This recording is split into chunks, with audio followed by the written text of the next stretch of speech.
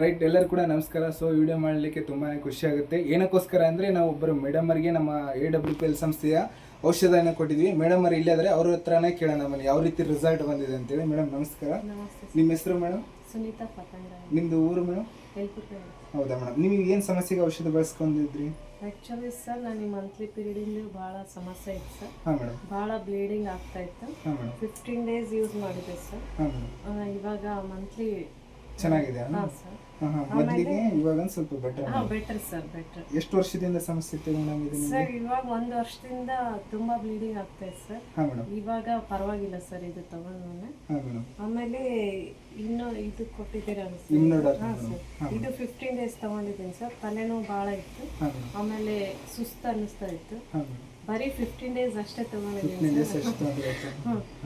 Result ಚೆನ್ನಾಗಿ ಬಂದಿದೆ sir. ನಿದ್ದೆ ಎಲ್ಲ ಚೆನ್ನಾಗಿ ಬರುತ್ತೆ ಸರ್. ಮತ್ತೆ ಏನೇನು ವೇರಿಯೇಷನ್ ಆಗಿದೆ ಮೇಡಮ್? ಮತ್ತೆ ಚೆನ್ನಾಗಿ ಊಟ ಊಟ ಮಾಡ್ತಾರೆ, ಚೆನ್ನಾಗಿ ಆಕ್ಟಿವ್ ಆಗಿದ್ದೀನಿ ಸರ್. ಮೋಷನ್ಸ್ ಎಲ್ಲ ಕ್ಲಿಯರ್ ಆಗುತ್ತೆ. ಓಕೆ, 4 ಜನಕ್ಕೆ ಏನು ಹೇಳಕ್ಕೆ ಇಷ್ಟಪಡ್ತೀರಾ ಮೇಡಮ್?